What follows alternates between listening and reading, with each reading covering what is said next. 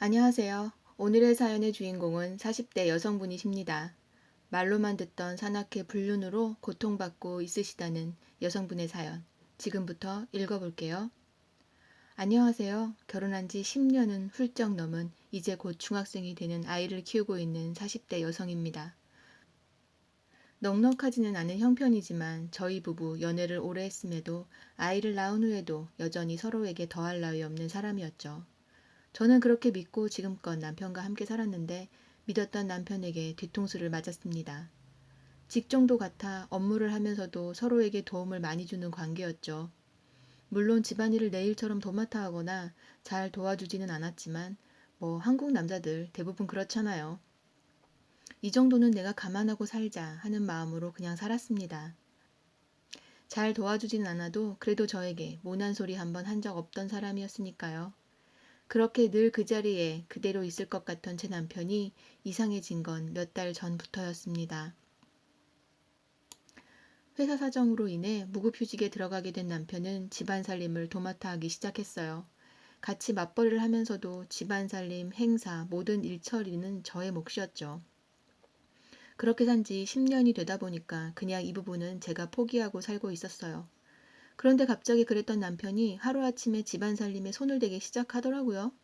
무슨 일인가 싶었죠. 사람이 죽을 때가 되면 변한다던데 정말 180도 달라진 남편의 모습이 낯설면서도 마냥 싫지만은 않았습니다. 그런데 어느 날 제 딸아이가 제게 몰래 이런 말을 해주더군요. 아빠가 낮에 방 안에서 누구랑 전화를 하고는 곧장 집을 나갔다가 엄마가 들어오기 전에 들어온다고요. 저는 대수롭지 않게 생각했습니다. 친구 만나는 거겠지 싶었는데 순간 생각해보니 남편 친구들 중에 대낮에 시간을 자유롭게 쓸 수 있는 사람은 없더라고요. 대부분 일반 회사를 다니는 직장인이었으니까. 그런데 딸아이 말로는 일주일에 3번은 꼭 집을 나갔다 온다고 합니다. 뭔가 심상치 않음을 느낀 저는 그날 바로 남편의 카톡을 뒤졌습니다. 아, 정말 눈앞이 흐려진다는 말이 무슨 말인지 알겠더군요. 그리고 곧 알아냈습니다. 남편이 대낮에 만나러 갔던 사람이 누구인지를요. 일상적인 대화라면 일상적이지만 조금 더 보니까 아주 추접스러운 말을 일삼는 두 사람. 정말 이건 누가 봐도 오해를 하지 않을 수 없는 대화를 보고 이혼하지 않으면 천하의 바보가 될 만한 내용이었습니다. 하지만 곧장 터뜨려 버리기에는 제 딸아이가 걸리더군요. 그래서 그날 밤 잠들기 전 남편에게 물었습니다. 혹시 대낮에 어디 다녀오는 데 있냐? 동네 마실 갔다 오는 거냐고요? 그랬더니 약간 당황한 듯한 표정을 짓더니 그냥 하도 적적해서 동네 뒷산에 다녀온다고 하네요. 그 말을 들었을 때도 한편으로는 정말 그냥 남편의 거짓말이 진실이기를 얼마나 바랐는지 몰라요.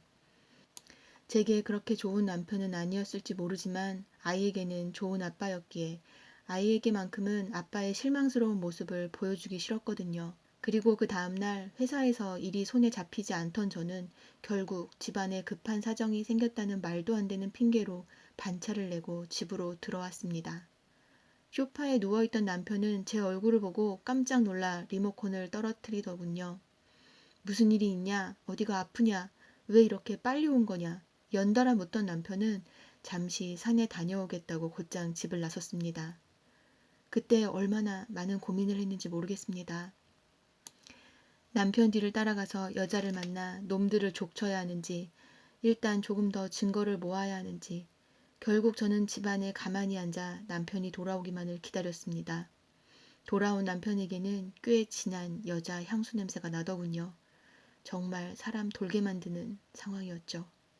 드라마에서나 보던 그 상황이 제 눈앞에 펼쳐지다니. 남편이 그렇게 자주 나다니던 산이라는 곳은 동네 뒷산이 아니라 어딘가에 자리 잡은 모텔이겠구나. 머릿속으로 생각하고 생각하다가 이대로는 제가 터져버릴 것 같아서 결국 남편에게 물었습니다. 산에 다녀오니 좋아 보이는데 나도 다음 주에 한번 같이 가보고 싶다고요. 그랬더니 남편이 당황스러워하며 아무리 동네 뒷산이어도 험하고 힘들 거라면서 저를 말리는 겁니다. 마치 너는 그냥 회사 가서 조용히 돈이나 벌어와 라고 하는 것처럼 말이죠. 남편의 그 미적지근한 반응에 결국 제 입은 남편을 향해 터져버렸습니다. 지금 산에 다녀온 거 맞냐? 왜 여자 향수가 나냐?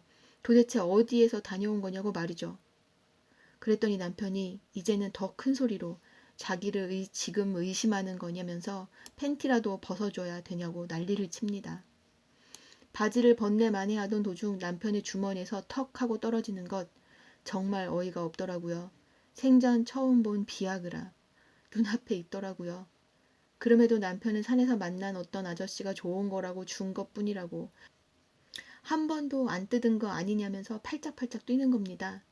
순간 저는 남편을 의심해서 미쳐버린 의심병자가 되어버렸고 남편은 참 태연한 얼굴로 씻으러 화장실에 들어가 버리고 상황은 끝이 났습니다.